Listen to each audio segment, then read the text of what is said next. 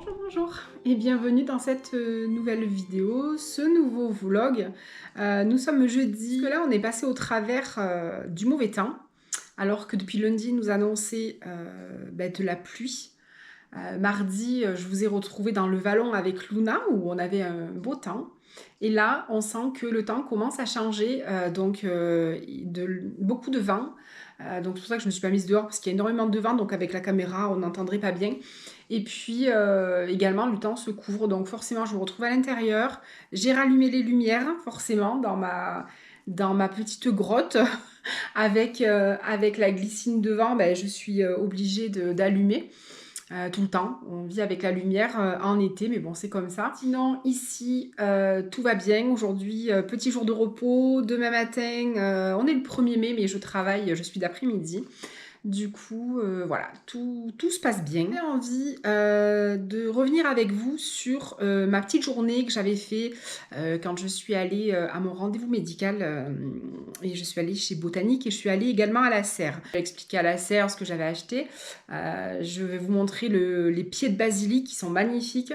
Ils ont bien profité, un beau pied de menthe avec des belles feuilles, donc je vous les filmer, je vous le montrerai par la suite. Et quand je suis allée chez Botanique, vous savez que moi quand je vais chez Botanique, en général, j'achète mes bougies Mistral d'essence.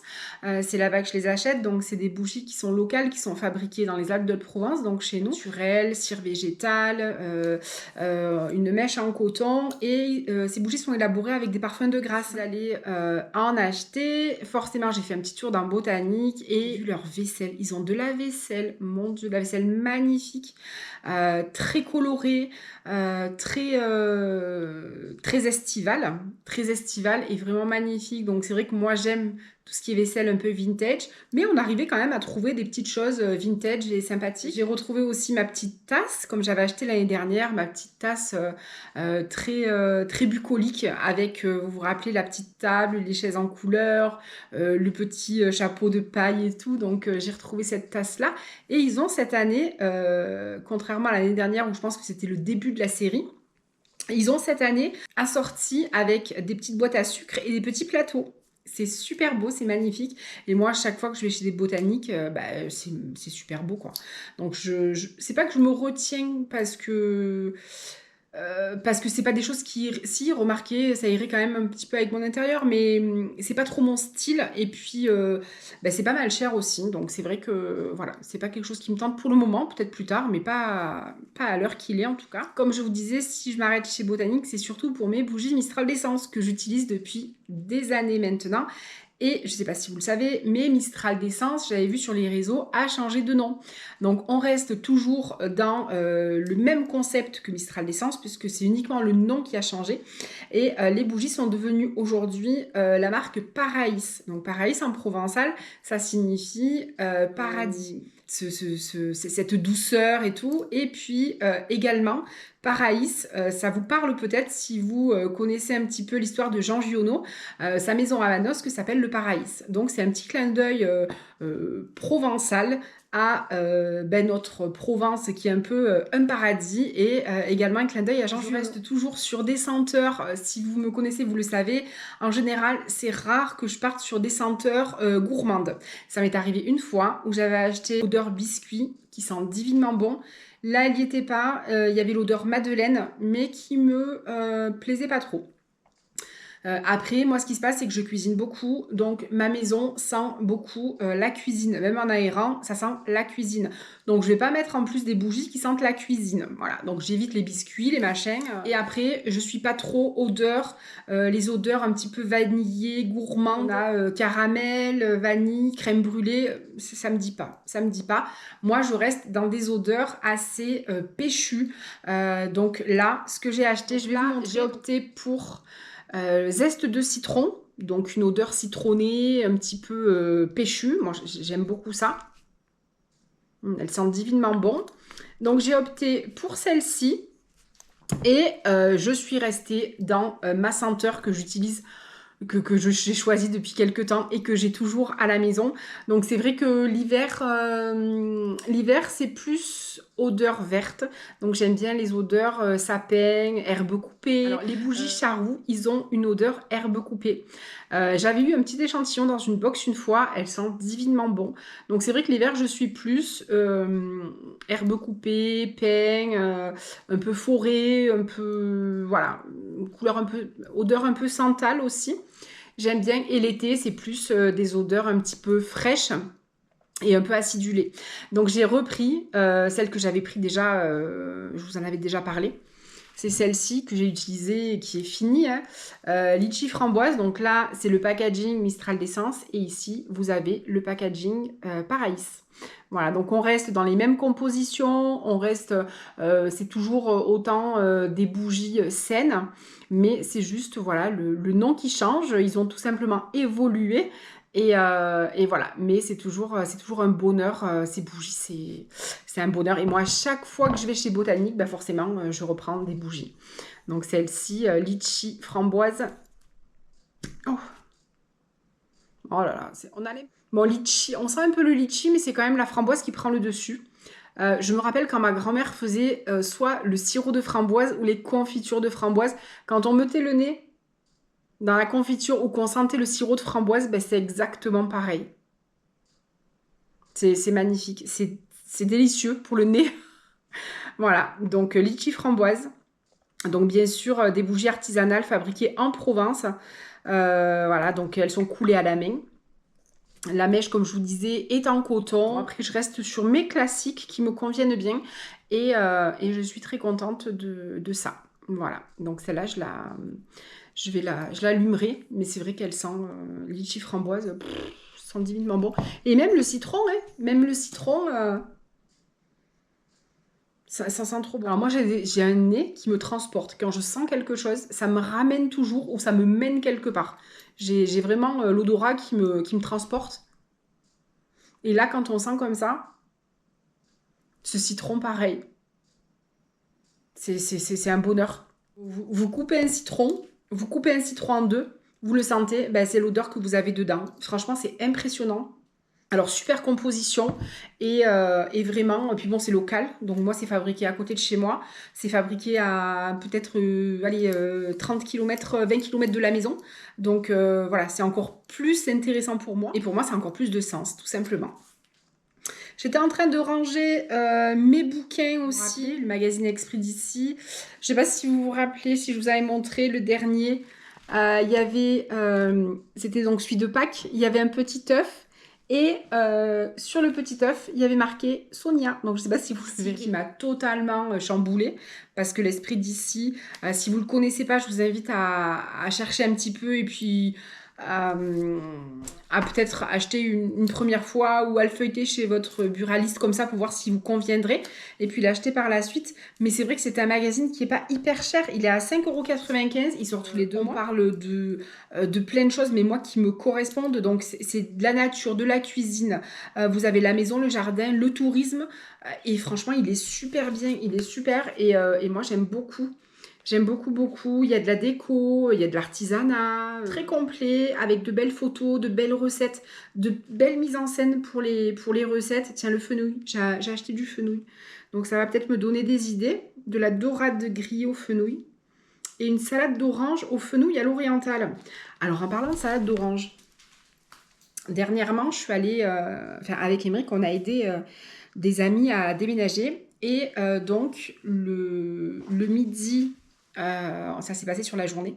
Et donc, le midi, on a tous été invités à manger donc chez la belle-mère de mon amie, qui est algérienne. Donc, il nous avait fait le couscous. Donc, franchement, son couscous, il était excellentissime. C'était trop bon. Sinon, ma mère fait le couscous, mais nous, on le fait à la française. On le fait pas tellement. Alors que là, il était vraiment fait... à l'algérienne, couscous, quand on le fait, que ce soit marocain, tunisien ou algérien, forcément, c'est pas le même couscous. Mais je pense que c'est comme un petit peu chez nous. On fait une soupe aux pistes. Moi, la soupe aux pistes, où je la fais, donc je fais une soupe avec des légumes et des pâtes à l'intérieur. Mais après, j'y mets un petit morceau de petit salé ou de la saucisse pour donner du goût à la soupe. Alors qu'il y en a qui le font vraiment type végétarien. Mais ça, ben, le couscous, c'est pareil. Parler aussi d'aïoli. Il y a autant de recettes d'aïoli que de familles. Et ça, chacun tient un peu quelque chose de sa maman, de sa mamie, de sa tata. Et en fait, on agrémente un petit peu nos recettes. Et je pense que le couscous, je pense que c'est pareil, tout simplement. Chacun a son couscous, chacun le fait à sa manière. Là-dedans, elle a mis de la courge, mais c'était excellent. Voilà. Et tout ça, vous savez, moi, je vous dis toujours des choses pour arriver à un point. Voilà. Elle nous avait fait tout simplement des oranges qu'elle avait épluchées, qu'elle avait coupées en rondelles. Elle avait posé ses oranges, elle avait mis dessus de la cannelle et elle avait mis de l'eau de fleur d'oranger. Et on pitait ça comme ça, donc on mangeait des rondelles d'orange. Mais qu'est-ce que c'était bon! Il faudra que j'achète des oranges et je vous ferai la recette, mais c'est archi simple. Et franchement, ça fait un bon petit dessert ou même un petit tanka, mais c'est du fruit, donc ça cale pas.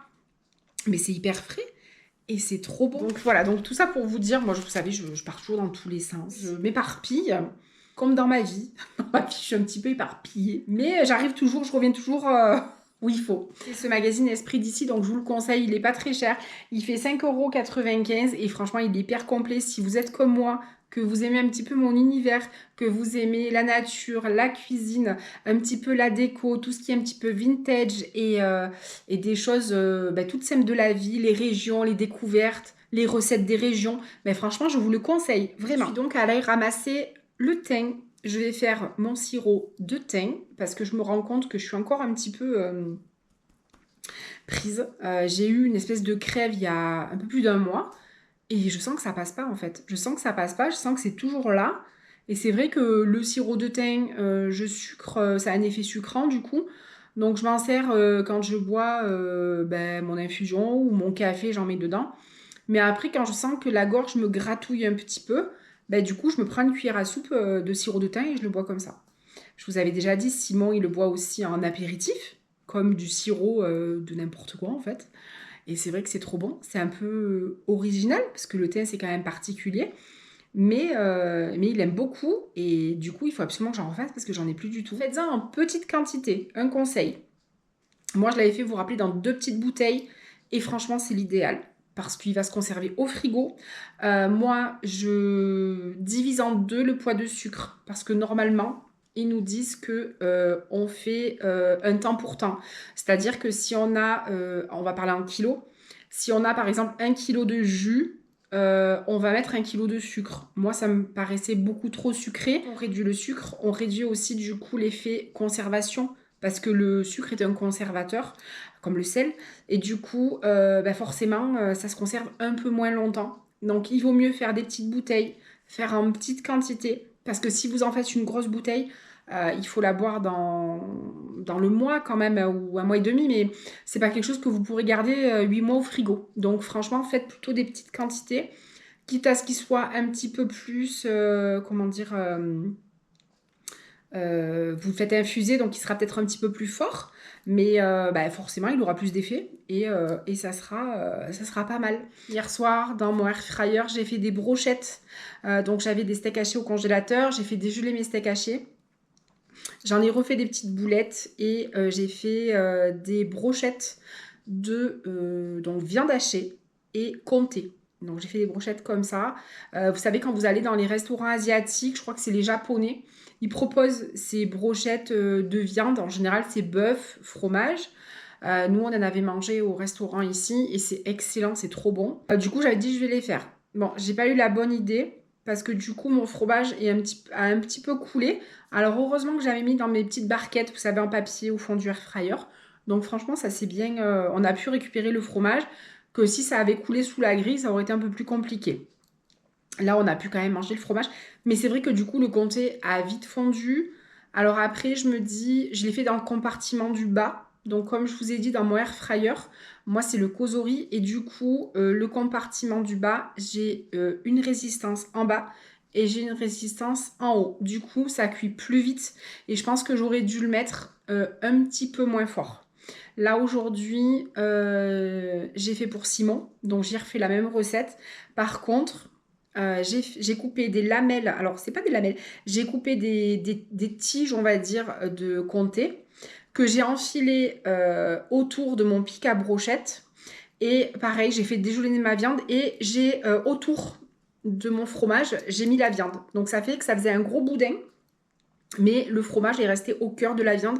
Donc il s'est un petit peu échappé, mais il n'a pas pu s'échapper comme il s'était échappé hier où il était vraiment en liberté.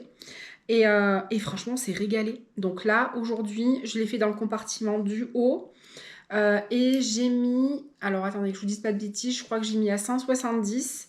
Et je crois que j'ai mis 12 minutes. Je vous le redirai mieux parce que de toute façon, je l'ai filmé. Donc, là, comme ça, je me rappelle pas. Mais...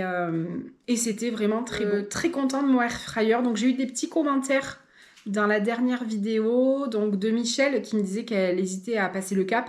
Alors après, c'est vrai que quand on est seul ou qu'on est peu nombreux, après, ils en font des petits. Mais c'est vrai que c'est un cap à passer. Et puis, je crois que c'est Monique aussi qui m'en parlait et qui me disait qu'en fait, elle se demandait si elle allait passer le cap parce qu'elle était trop amoureuse de ses casseroles. Et franchement, Monique, je vous comprends à 200%. Parce que je suis comme vous. Moi, j'aime cuisiner, j'aime quand ça mijote, j'aime les matières nobles comme la fonte. Et aujourd'hui, moi, j'ai une plaque à induction. Du coup, ma fonte, je ne peux plus m'en servir parce qu'elle n'est pas adaptée. Et je me dis qu'un jour, j'investirai dans de la vraie fonte. Je crois que c'est Marie Choca qui en parle dans ses vidéos. Elle fait des recettes et justement, elle cuisine dans des casseroles, des poêles comme ça, mais alors je sais plus ce que c'est. C'est vraiment une matière mais hyper noble et j'essaierai de le retrouver, de vous mettre en barre d'informations la marque. Et c'est trop bien, c'est vraiment...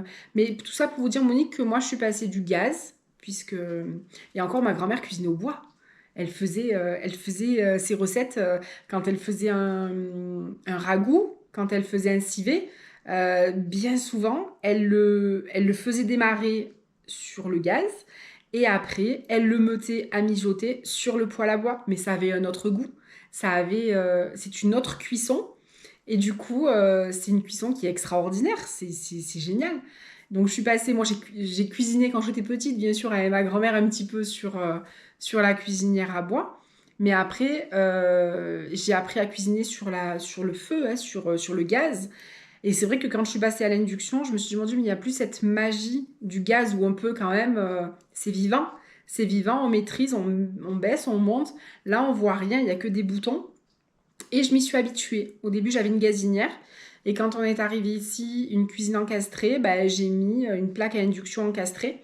Et je m'y suis habituée. Mais franchement, je comprends que vous vous posiez la question en disant, j'aime cuisiner. Je suis... enfin, voilà, j'aime les recettes mijotées anciennes. Et est-ce que ça... Après, je me dis que c'est un complément. Comme je vous ai dit dans la dernière vidéo, j'ai fait une bolognaise. Je ferai plus. Je ferai plus la bolognaise au air fryer parce que franchement, pour moi, ça n'avait pas de goût. Un plat qui mijote, les oignons sont revenus, la viande est revenue, il y a une odeur, il y a un mélange, il y a des saveurs que là, j'ai absolument pas retrouvées. Et pourtant, c'est exactement la même recette. J'ai mis un peu de sucre pour l'acidité pardon, des tomates. Mais franchement, c'est exactement pareil. Mais voilà, il n'y a pas cette cuisson, alors sur l'induction, mais il n'y a pas ce mijotage. C'est cuit un peu trop vite. Donc voilà, il y a des choses que je ne referai pas dedans. Dites-moi vous si vous faites des plats mijotés, ce que vous faites. Mais je trouve que pour ma première expérience pour le mijotage, j'en suis pas fan. Voilà. Bon, après avoir au fur et à mesure du temps que je vais le prendre en main.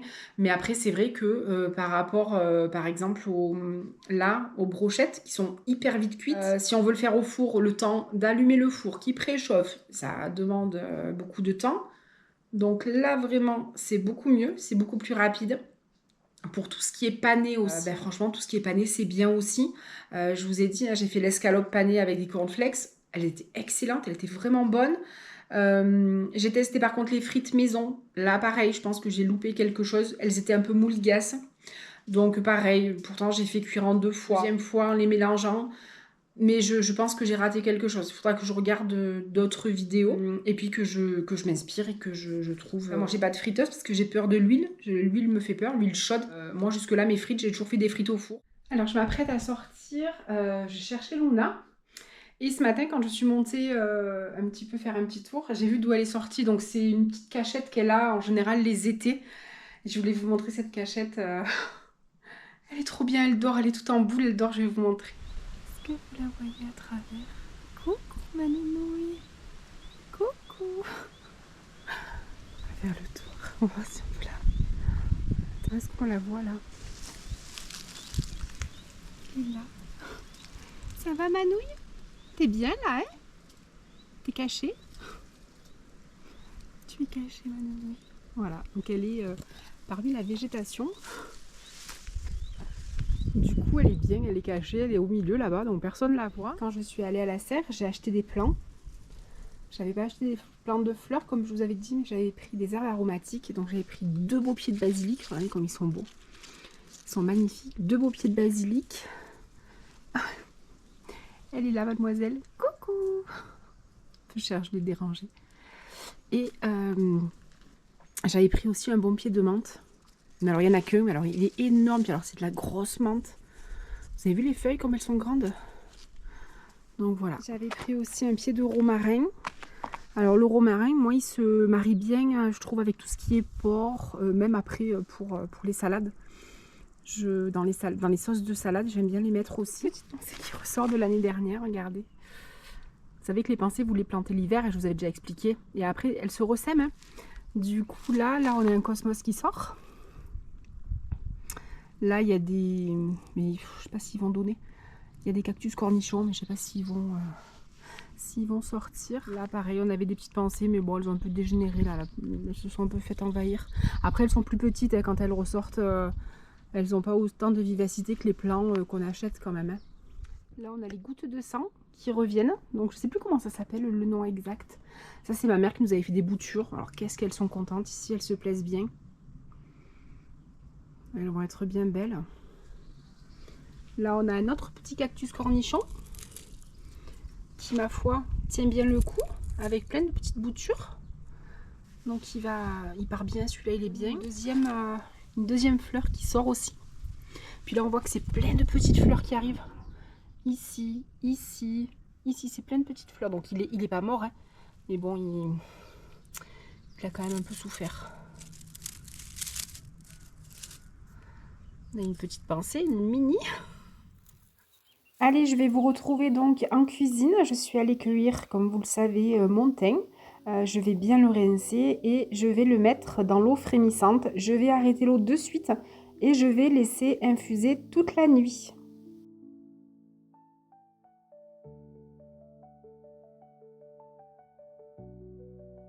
Pendant que mon thym infuse, j'ai envie de faire des pickles. Donc j'avais acheté ces petits oignons rouges que je mets en général soit dans des salades l'été, ça donne un peu de couleur. Et là, j'ai envie de les faire en pickles. J'en avais fait il y a quelques temps déjà. Et là, je me suis dit, allez, c'est l'occasion. Donc je vais simplement les éplucher et les trancher à la mandoline pour en faire des tranches bien bien fines. Alors arrivé au bout de l'oignon, j'ai laissé des morceaux un petit peu entiers parce qu'en fait j'ai perdu le petit morceau qui permet de piquer les aliments et de ne pas se râper les doigts, je ne sais pas où il est. Du coup je fais comme ça, mais j'ai pas envie de me râper les doigts. Donc ce qui reste, je vais tout simplement le couper au couteau et le laisser un petit peu plus gros. Mais c'est absolument pas grave et au contraire, ça sera que meilleur, ça sera sûrement plus croquant.